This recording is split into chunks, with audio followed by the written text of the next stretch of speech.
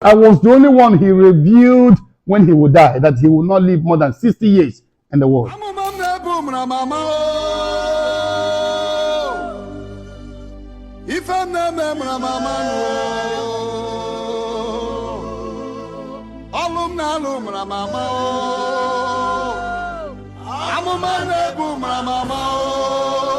Hello, beloved. God bless you. It is well with you and your family in Jesus' holy name. There are things you cannot keep secret. That is why I always tell the people my life or ministerial story. Today, I want to unveil something so special. Something you have been hearing from my mouth all the time. Not because I want to be proud of it, but I want generation unborn to learn that there is favor, blessings in obedience and keeping covenant. Today, I want to make it clearer. I want to say it in a language that everybody will understand. 2 Samuel chapter 9. If you read verses 1, David said, "Is there yet any that is left of the house of Saul, that I may show him kindness for Jonathan's sake?" Remember, Jonathan helped David. Jonathan revealed the evil and satanic plan of Saul to David. And because of that, they have agreement as good friends and brothers. David promised Jonathan, "I will not forget your family because of you." So even when almost everybody have died in the house of Saul, yes, David became a king, but he never forgot the agreement. And he said, "Is there anybody still living in the house of Saul, that I may show him mercy for the sake of Jonathan?" Today, you can see that late Father Dikemene family are here today. All his siblings, all of them have died, remaining only one. From Obaya Zedeke, I will them. Reverend Father Luke, Mary, so come. Mama and Kate, so come more. So Papa Mama, Mama and Kate. But people you see here today are his brothers, his sisters' children. He is the one that set up the fire that is burning today in the whole world. He is not a fire, but he is the one that set up the fire. God used him to set up the fire, and we cannot be silent. I don't owe anybody apology how many times I said it in a day, how many times I said it in a month, because I'm grateful for what God has done to me through him. Father Dikemene, he was a shepherd, and I was so tender, I was so small. Then I was preaching and carrying megaphone everywhere in the village, even at the age of 11, 10 years. Everybody in my town, Oboli Hejiofo, in Oru West. If you go to my village today, all of them will tell you, elderly ones will tell you that he started when he was small. Everything you see me today, I was doing it when I was small. My father was trying to caution me, being a teacher, my mom a teacher. So my father feel, why will I have a son that every morning he will carry megaphone? He was doing it in a way to make sure that I am not misled, that I know what I'm doing. It was when he came and kept telling my father and my mother, "Stop disturbing him, allow him, this is his destiny." But that was when my father started coming down. When Father Luke came and started telling him what I saw. The Lord is showing me that this boy will be great, and this is what he will do. He will be a prophet, a servant of God forever.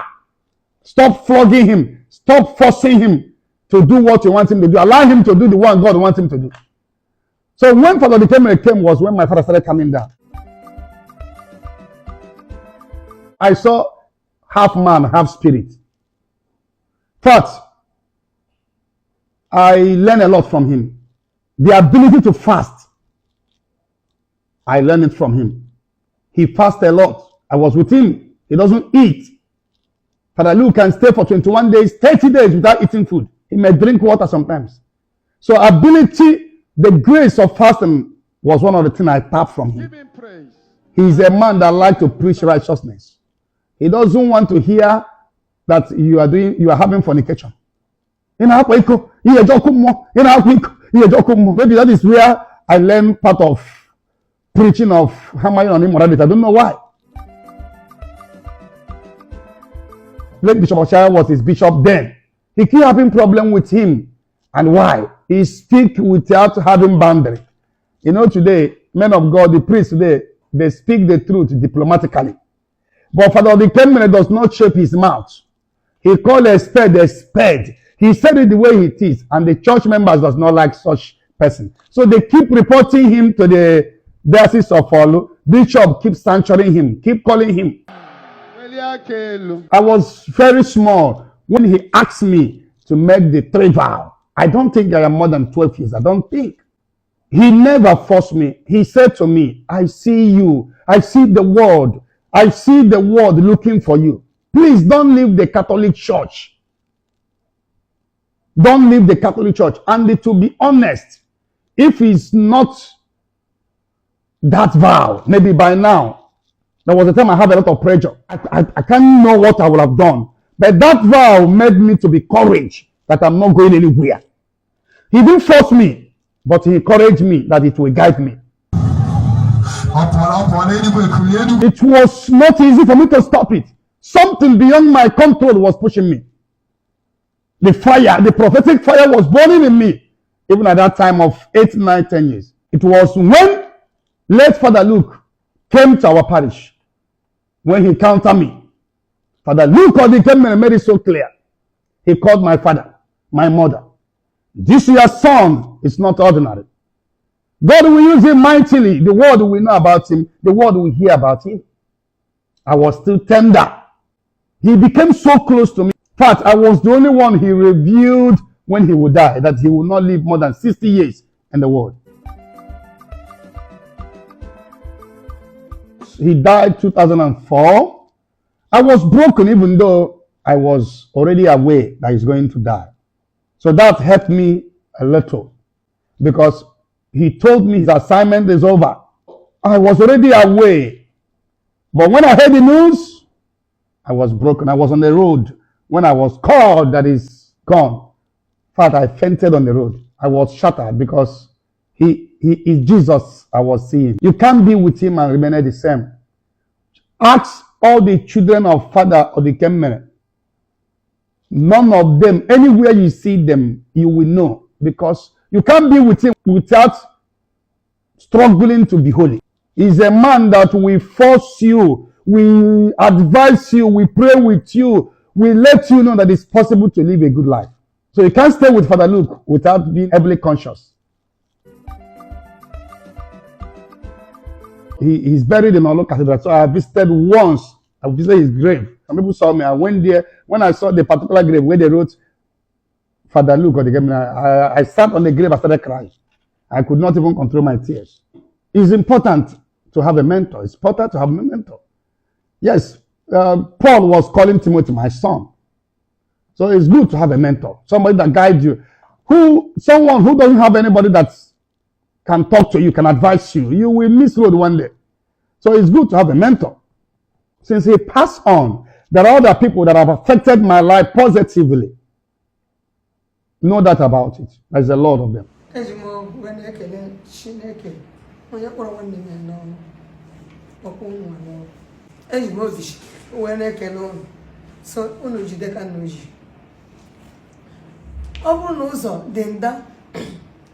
Aga m join because ihe dị mkpa abụghị ije chọọchị.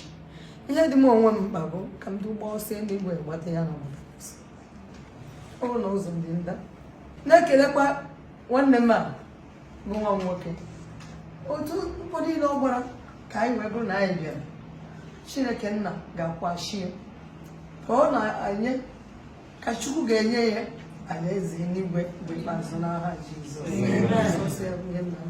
because of the grace of God upon my life. Wherever he's going to carry deity to bomb charm, he will always go with me. Wherever he's going, that time in the village, a baby like me then. But even 3 weeks before he died,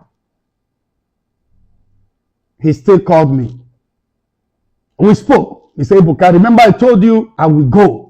He was telling the church members oh, I will travel, I will come back, I will travel. But I was the only one he revealed that his time is up. Nobody knows this, and I did not tell anybody until after his death. Father Luke or the camera was so close that when I was leaving the village to Lagos, he asked me to place hand on the altar. Ebuka, the kind of gift I'm seeing in you, you will have so many crowd. You will be a crowd magnetor. God will use you mightily. The world will be looking for you. These were his words, but he said it in Igbo language. He says, I should make sure that I don't have sex until I marry. I should make sure that I don't leave Catholic Church, because this kind of gift makes so many people to leave Catholic Church. And these three promise, by the special grace of God, I am keeping three of them to this day. Father Luke Mary. Gwaragi, jidesie yike, n'eziokwu. Ige keta alaeze n'igwe. Maka anyị matara n'okpuru anyanwụ. Ihe iju anya jupụtere na mmadụ ekere eke. Anyị nọ anọ na ntị, mana mmụọ anyị siri ike, mana arụ anyị siri ike. Ya ka m ji sị, mmeri ahụ Chineke na-enye gị site kemgbe ị gbamalite ọrụ wee ruo taa, wee cheta na ị ga-echeta famili anyị, kasị anyị obi n'ọnọdụ na mmeri ahụ ị ga-enwe ya. Ị gaghị atụfu ụgwọ ọrụ gị na mkpa m, a gaghị atụfu ụgwọ ọrụ gị. Ụmụnne anyị asụkwa gị mgbe na-ata ahụhụ, mgbe ha rụrụ ha ga-eri mgbe ikpeazụ anyị niile kpata ọsọ ihe a na-agbata n'ọsọ. Amen. When people are talking about me today, they don't know how my life started. And this is not what I just jumped into. This is the gift I was born with. And so my advice with them is to continue to be covenant-minded. Do the right thing. Know your lane and follow your lane. Keep the principle guiding your lane, because there are principles guiding different places. And the one guiding me may not be the one guiding you. There are things you must avoid to maintain the grace. St. Paul says, shall we remain in sin for grace to be abide? Seeing where God has taken me today in the world, I can't keep it secret. That is why the family are here today with me, and they will continue to come subsequent time. Because we cannot forget the days of little beginning. So this is my life story. Every time I do say it, it's not because I want to be proud of virginity or not being mind-minded. It's because I want other ministers that are growing up. I want other people to learn to be mindful of covenants. Because covenant can take you high. Covenant can bring you down. One, to encourage people that somebody can be a human being, a normal man, without having sex. I'm saying it to encourage other people that you can stay and do your ministry without being money-minded. Then when it comes to living Catholic Church, everybody knows my stand, that I will never leave Catholic Church. I was born in this church. I was baptized in this church. I received Holy Communion. I was confirmed by late Bishop Ochaya of Olu Diocese. And I believe I will end it up in the Catholic Church. Why am I bringing this up today? I am happy that one surviving sister of Father Luke is here today. And this is the story of my life. This is the family of late Father Luke, Mary Odinkemmer. And all his siblings have died except this mama here. Mama is the only surviving direct sister of late Father Luke Odinkemmer. The same thing David did.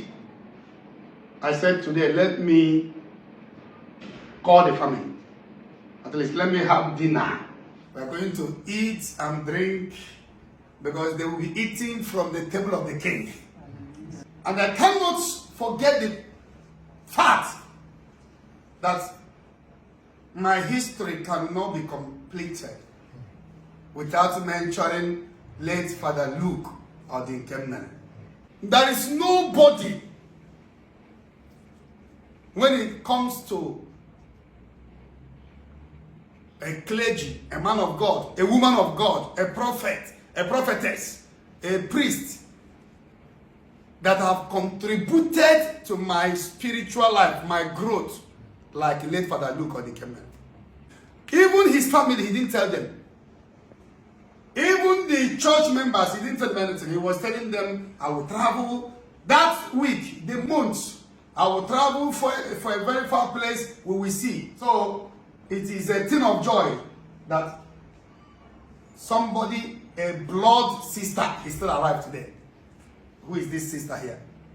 And these ones are children of the sisters, children of the brothers, the same family. So the scripture is fulfilled today.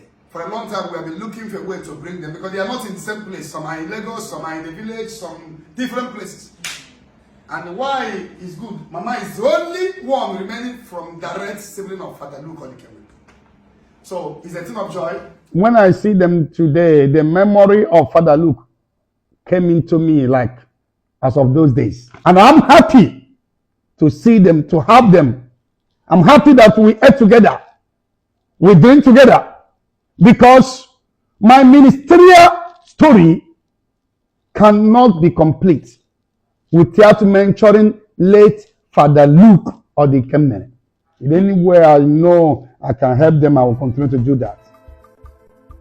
Because they are part of my family. I don't know one day Father Luke Kemen. I can remember going to the village. I don't know the village. So I am any maker and any tone. Agro you know what I'm mother makes near go I carry off. Jesus. God bless you, preserve you. May this story encourage you that you can make it. As you continue to pray with me, as you continue to pray for Zion Ministry worldwide, you shall not lack. It is well with you and your family. In Jesus' holy name.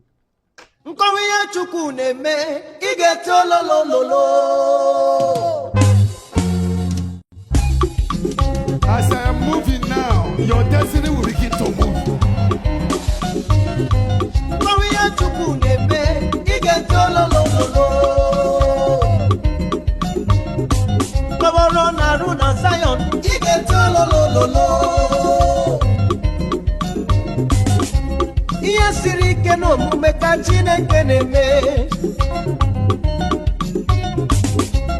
Onya tomo kirabuka ona naputa Nimo kike Zion